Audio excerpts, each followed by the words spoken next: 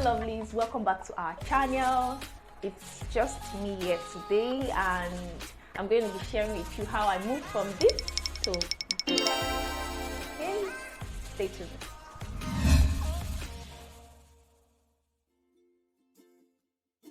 You're welcome. So this is not something that I learned from somewhere, something that was told to me or I read about. This is something that happened to me. Okay, I'm an overcomer. I'm still overcoming. I'm here to just share with you my personal experience with acne. That's pimple. You know, acne is a skin condition that is characterized by red purples. For us dark people, it might not necessarily be red, but you always see purples and pus-like growth on the face, and this could be because of overproduction of the sebaceous gland. Okay, so you see the face is always looking rough, it's not smooth. So that's just pimples. And normally I used to have pimples, okay, so it's not a big deal. I do not see it as a big deal. Every teenager or most teenagers have pimples. If you don't have pimples, then you don't know how lucky you are not to experience such, like thebubbles does not suffer such things. Okay, so it does not know how it feels like to have a skin condition that is so glaring to everybody. Everybody, when they see you, that's the first thing they see. Some will not look at your eye, they will not see how fine you are, you're just looking at your skin. Okay, so I normally have it when I'm about to see my period, my menstrual cycle. It just comes and then it disappears. A little stress, it comes out again and then it disappears. So I felt it was normal. I was living with it, and my parents kept encouraging me that don't worry, you will outgrow it. But then about a year ago, it got worse, like really bad. You could see the pictures I'm displaying. It got really bad. I was terrified. I was anxious. I really needed answers, okay, because I'm a little bit light-skinned and that's what everybody was seeing. And the pimple I normally had before did not leave hyperpigmentation on my skin, but this one of a year ago, it was so bad that once it heals, it causes black spots. So I really needed to find out what was wrong with me. Okay, so let's rewind. 1 year ago, I got a job, and so I left home. I love to experience and try out new things. Okay, so I was off milk for about 4 months, and I was trying to reintroduce milk, but I did not want animal-based dairy products. I wanted plant-based. I was also planning on stopping meat and all that, just to, you know, work on myself and my health as a whole. And then came across different varieties: almond, coconut milk, soya milk. So as I moved, because I got a new job, I moved away from the house. I did not have access to my refrigerator. It was a new environment. So I said, it's better I get soya milk, because almond milk most times is the liquid one and you need to store it. So I decided to go for soya milk, the powder one, and keep in the house and use it from time to time. And I already stopped taking sugar and all that. So it was just plant-based dairy product and honey, okay?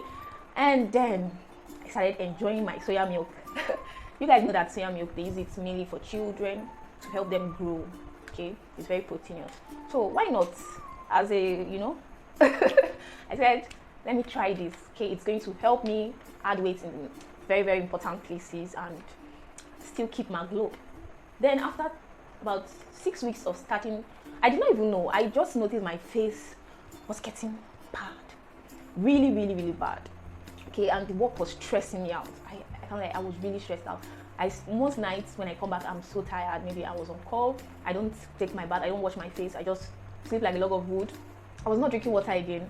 And little by little, I started eating junk, okay? Because man must survive, right? So I had to start eating anything I could eat. I was terribly stressed out.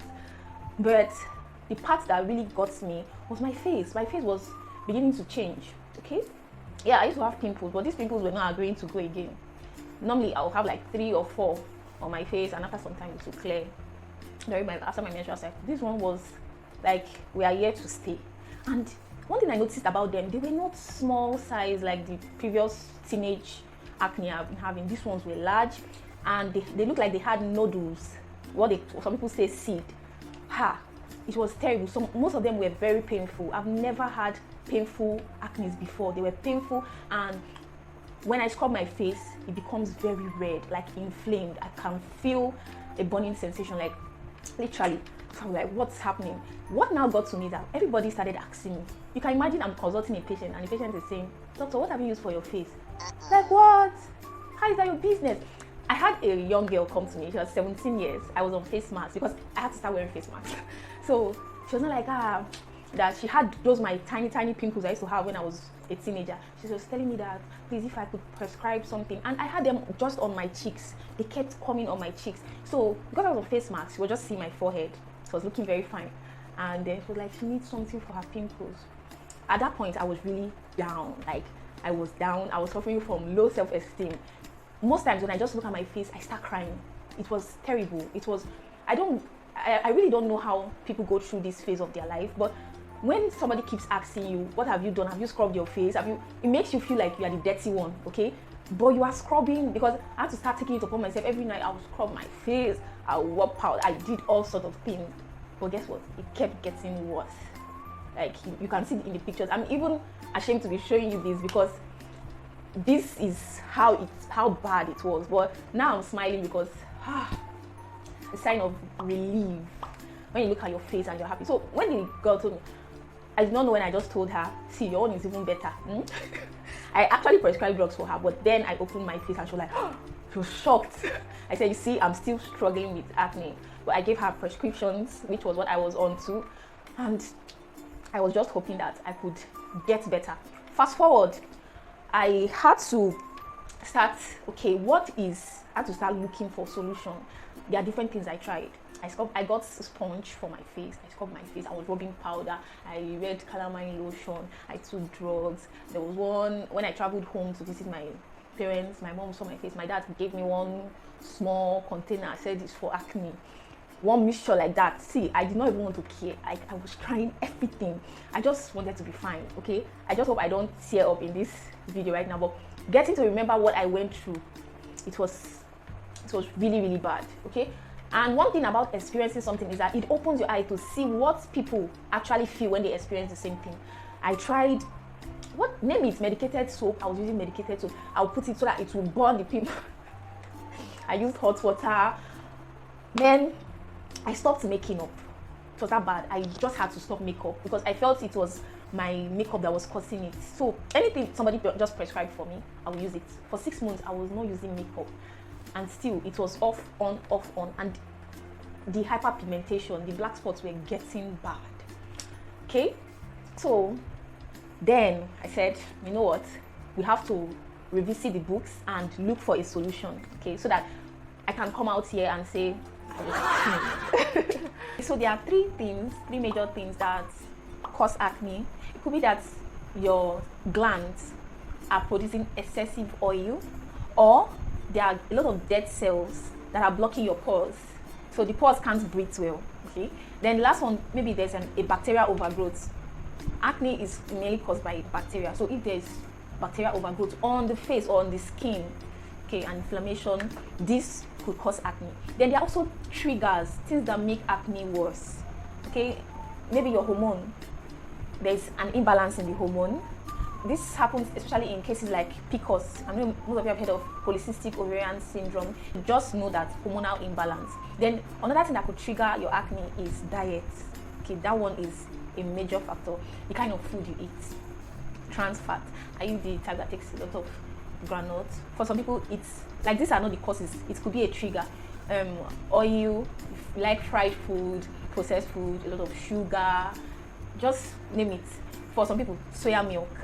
Okay, so if you know your trigger diet and you avoid it, you are helping yourself to protect yourself from acne over 70%. It's that good. So please don't take this for granted. Just know your triggers, and if you can know your triggers and avoid them, you're on the right path. Stress can trigger your acne. It could be physical, emotional stress, or even financial stress. Any form of stress at all can worsen your acne, lead to hormonal imbalance and all that. Okay, and your hygiene, the kind of things you do. Are you type that leaves the sheet on for a month and you don't wash it? Your pillowcase, you don't wash it. So when you lie down on it, all those sweats, they get on your face. We go out with our phones, and most of the time, some of us that work in medical environment, hospital, you put your phones on patient's bed and all that, and then you put it on your face. Okay, so all these little things, all these little habits could be worsening your acne. And you don't wash your face at night. You just say, I'm really tired. You sleep with makeup. You don't wash your makeup your makeup, your products, your brushes, you don't wash them, then you scrub your face all the time, over scrubbing your face. The products you use also, do you use harsh products on your face? Do you use comedogenic products that block your pores? We talked about blocking of pores as things that cause acne. So some of the products you use, some of the oils you use on your face, they are the ones that are making your acne worse. Okay? And do you use the same towel you use for your bum bum to clean your face? So if you are guilty of any of this, you should stop it. Your face is very sensitive. The skin over your face is more sensitive than that on your body. So you should try as much as possible to get a different towel for your face. It's going to help you. And if you don't get a lot of rest, you are always stressed out, like I said, it could just be what is worsening your pimples. Okay, you are always touching your face. We are still on the habits matter. You're always touching your face.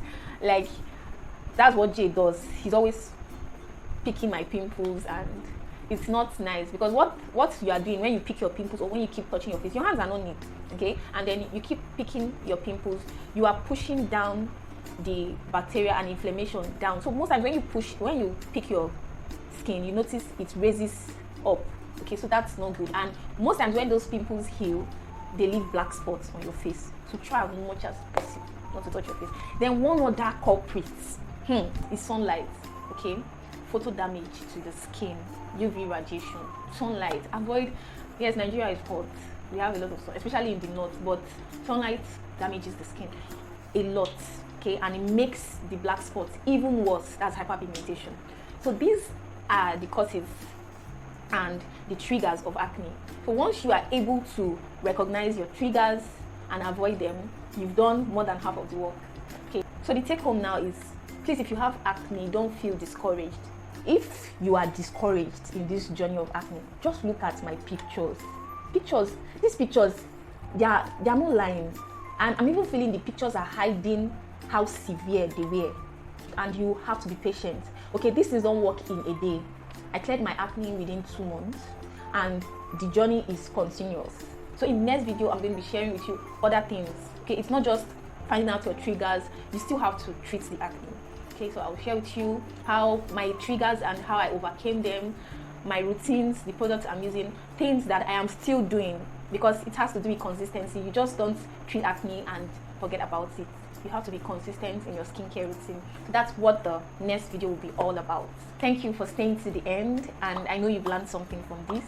So please like, comment down below, share this video, subscribe. Somebody out there might need this so that they don't give up. Okay, so share it with your friends and family members that need it, and stay tuned for our next video upload. Bye.